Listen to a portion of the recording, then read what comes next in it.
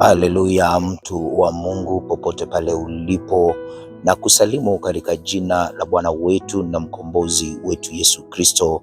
Ujambo, Bwana Yesu asifiwe. Merry Christmas popote pale ulipo, na nakukaribisha zaidi katika neno lake Mwenyezi Mungu tarehe 25 mwezi Disemba mwaka 2025. Mimi naitwa mchungaji Benson Mwanza, na pasipo na kupoteza wakati ningependa tuweze kwenda kwenye neno la Mungu. Na ningependa nisome kwenye kitabu kile cha Luka sura ya pili. Nitasoma mstari wa 10 na 11, na Biblia inasema, msiogope, kwa maana nawaletea habari njema ya furaha kuu itakayokuwa kwa watu wote. Maana leo amezaliwa kwenu Mwokozi, naye ni Kristo Bwana, katika mji wa Daudi. Baba, ni asante kwa hili neno lako. Mfalme mkuu na mtakatifu, kazungumze nasi Baba, karuhusu hili neno Mungu wetu likalete mwanga, likalete nuru katika maisha yetu. Mfalme uketie juu zaidi, kajitukuze na ukajiheshimishe milele yote, katika jina la Bwana wetu na mkombozi wetu Yesu Kristo naomba na kuamini, amen.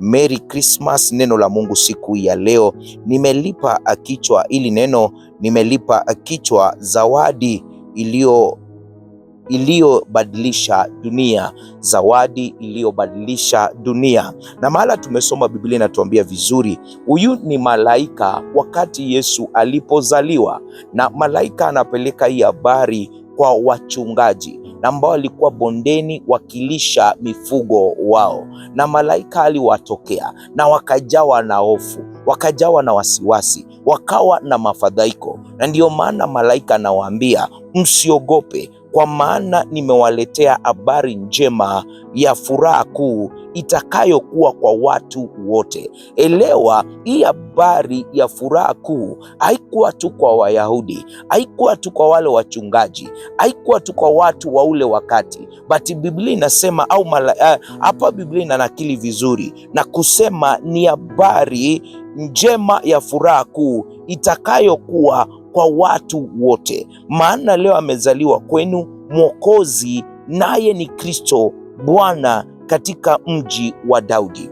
Krismasi, msikilizaji, si siku ya kula na kuvaa mavazi mapya pekee. Krismasi si siku ya kufurahia tu peke yake, si siku ya kula, kuvaa mavazi peke yake, bali Krismasi ni kukumbuka au ni kumbukumbu ya Mungu kuja duniani kwa ajili ya wanadamu. Krismasi ni kumbukumbu ya Mungu kuja duniani kwa ajili ya wanadamu. Ni sikukuu ya upendo, tumaini na wokovu. Na hivyo hapa tunaweza tukaelewa hilo hata kabla nisonge zaidi. Ni utangulizi wangu kwamba hakuna haja uvae tu nguo nzuri, hakuna haja tu uweze kuwa umekula umeshiba, lakini ukose upendo, lakini ukose Kristo, lakini ukose hii furaha na ambayo ni kwa watu wote. Maana amezaliwa mtoto Kristo, amezaliwa Mungu. Na la msingi na la muhimu mimi kuambia hivi,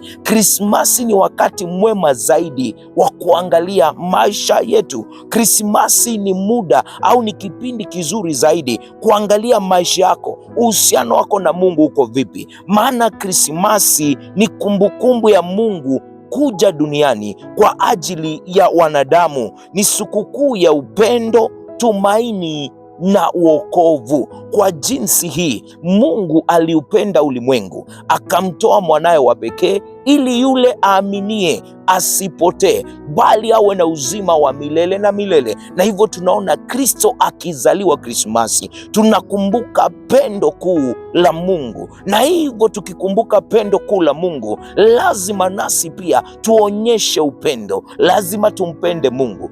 Tukimpenda Mungu ni kumaanisha pia tutawapenda, tutadhihirisha au tutaonyesha Mungu kwa kuwapenda wale wengine. Ni sikukuu ya tumaini, kuelewa ndio tumeokoka. Hata wakati mambo yanapokuja mbalimbali, tunalo tumaini kwamba Mwokozi Yesu atarudi tena kuja kulichukua kanisa lake. Atakuja tena azaliwe na mwanadamu, la hasha, atarudi kulichukua kanisa lake. Tatu, tunaelewa ya kwamba ni sikukuu ya wokovu, maana Kristo alizaliwa na ili aje atuokoe, na ili aje atukomboe. Na hivyo jambo moja tunafaa kulishika zaidi, Krismasi huleta habari njema. Malaika walitangaza habari njema za furaha kuu wakati watu walikuwa katika hofu na mateso. Mungu alileta tumaini. Hata leo dunia imejaa na changamoto chungu mzima, magonjwa,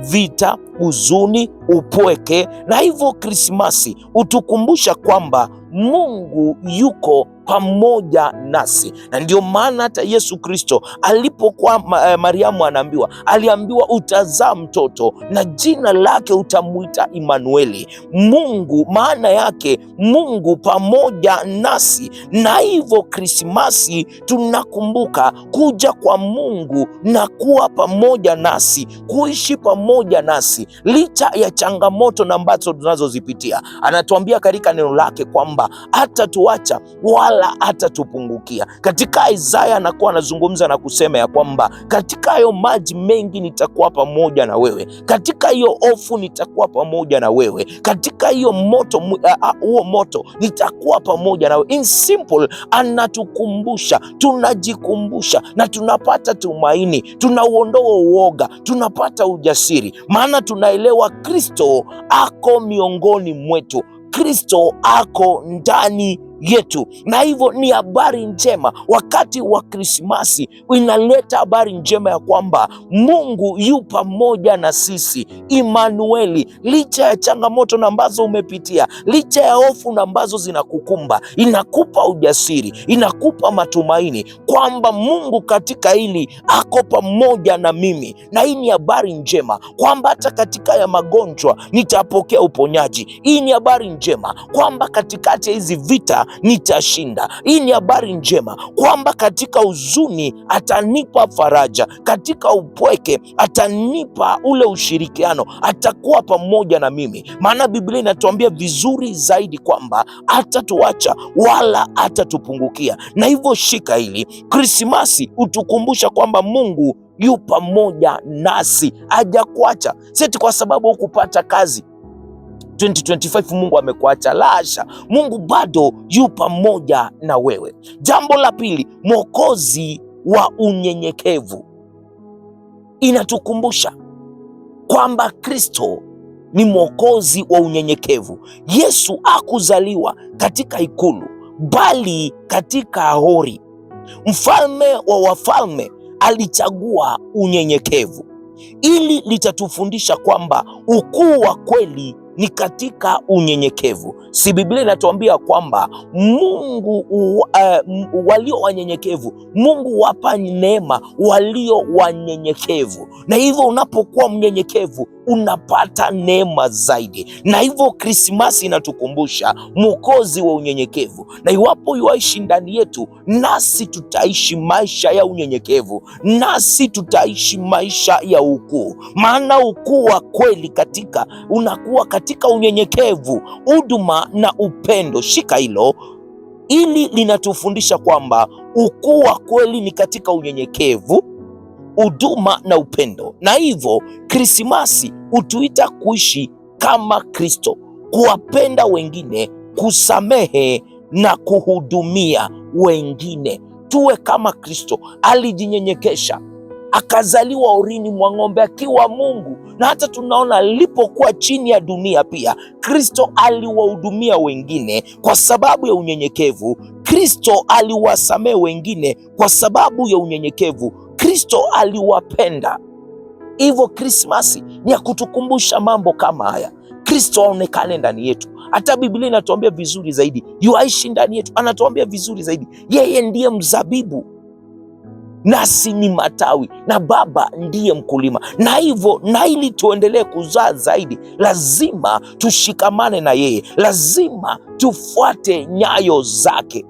Alikuwa mnyenyekevu, ni mnyenyekevu. Nasi pia, iwapo tumeokolewa kupitia Yesu Kristo, lazima unyenyekevu uwe ndani yetu. Ni kutokana na upendo, na hivyo akawahudumia watu. Ni kutokana na mambo tofauti tofauti Kristo aliwasamehe, na hata wale tunapoomba yeye anatusamehe wakati tumekosa. Nasi pia yatupaswa tuwasamehe wengine. Jambo la tatu, zawadi kwa watu wote. Habari njema zilitangazwa kwa watu wote. Yesu alikuja kwa ajili ya kila mtu, tajiri na maskini, wakubwa na wadogo. Hakuna aliye mbali sana na neema ya Mungu. Upendo wa Mungu ni kwa wote.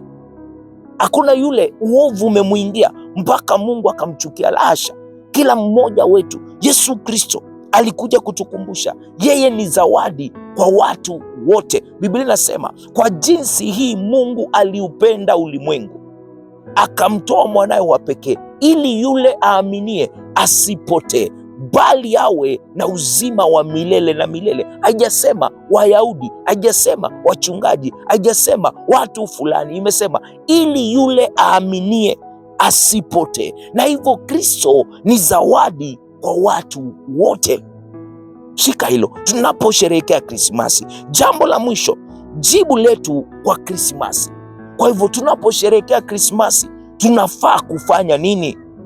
Tunaposherehekea Krismasi tunafaa kufanya nini? Wachungaji walisikia habari, wakaamini, wakaenda kumwona Yesu, kisha wakatangaza walichokiona. Na hivyo kama umempokea Kristo, haufai kunyamaza. Unafaa kuwaambia wengine kuhusiana na hii habari njema ya furaha kwa watu wote. Umempokea Kristo, ako ndani yako, umepokea habari njema ya furaha, basi waambie wengine. Krismasi ni wakati wa kuwahubiria watu wapate na kumjua Kristo, wapate na hii habari njema, maana habari njema ndio hii neno lake Mwenyezi Mungu. Biblia inakuwa inazungumza Yesu Kristo alikuwa akizunguka miji na vijiji akihubiri habari njema ya ufalme wa Mungu. Wachungaji walipokea habari njema na ambayo ilikuwa ni furaha kwa watu wote. Nasi pia msimu wa Krismasi ni wakati tunatenga, tunahubiria wengine, wengine wanamjua Mungu. Tunaweza wahubiria kwa kuwapenda, kwa kuwapea vyakula, kwa kuwahudumia, kwa kuwahubiria neno la Mungu moja kwa moja, na wakiokoka watakuwa wameipokea ile habari njema. Na hivyo wachungaji walisikia habari, wakaamini, wakaenda kumwona Yesu, kisha wakatangaza walichokiona. Hivyo nasi tuamini ujumbe wa Krismasi, tumpokee Yesu mioyoni mwetu, na kisha tushiriki upendo wake kwa wengine. Namalizia na kusema hivi, Krismasi ni hadithi ya upendo ulio hai. Mungu alitupatia zawadi bora, mwana wake, ili tupate uzima wa milele. Tunaposherehekea Krismasi tunakumbuka kwamba Yesu ndiye sababu ya Krismasi. Amani yake ijaze mioyo yetu na nuru yake iangaze maisha yetu. Tukishika hayo, tumeangalia haya mambo matatu. Hii ni habari njema kwa watu wote, si kwa watu specific. Na hivyo Krismasi huleta habari njema, na hivyo Krismasi inatukumbusha kuhusiana na Mwokozi wa unyenyekevu. Krismasi inatukumbusha kwamba Yesu Kristo ni zawadi kwa watu wote, na hivyo kuna vile tunapaswa kurespond. Hii siku tunafaa kufanya nini? Siku ya Krismasi, nasi tunafaa kumpokea Yesu mioyoni mwetu, na kisha tushiriki upendo wake na wengine. Baba, ni asante kwa kuzungumza nasi siku ya Krismasi. Kwa neno lako mfalme mkuu na mtakatifu, tunakushukuru Baba, tunalihimidi jina lako. Ni asante kwa kutupea hii zawadi uliotupa. Ni asante kwa kutupa mwokozi wa unyenyekevu. Ni asante kwa habari njema. Ni asante kwa kutukumbusha hii siku tunafaa kufanya nini. Mfalme uketie juu zaidi, wewe umejitukuza, wewe umejiheshimisha. Ni asante maana wewe ni Mungu. Tusaidie Baba, na ili Mungu wetu wale ambao hawajampokea Kristo mioyoni mwao pia wakaweze na kumpokea, pia wakaweze na kuonyesha upendo kwa wengine. Tusaidie Baba, na ili ukadhihirike kupitia maisha yetu, Kristo akadhihirike kupitia maisha yetu, na ni katika jina la Bwana wetu na mkombozi wetu Yesu Kristo naomba na kuamini, amen. Ni Christmas, Merry Christmas. Haya mahubiri yamekuwa ya baraka. Mwaka mzima tumekuwa pamoja, angalau tunaweza tukasema kama tulikosa mahubiri kwenye madhabahu ya kambi ya wateule, ni haiwezi kazidi siku 20 na ambazo tumekosa mahubiri huu mwaka 2025. Na hivyo hii YouTube channel imekuwa ya baraka kwako, unaweza ukawa wa baraka kwangu pia, nawe pia ukanipa Krismasi yako, ukatoa sadaka zako, na Mungu atakubariki. Na unatoa kupitia M-Pesa line ni 07925931 0792593648 0792593648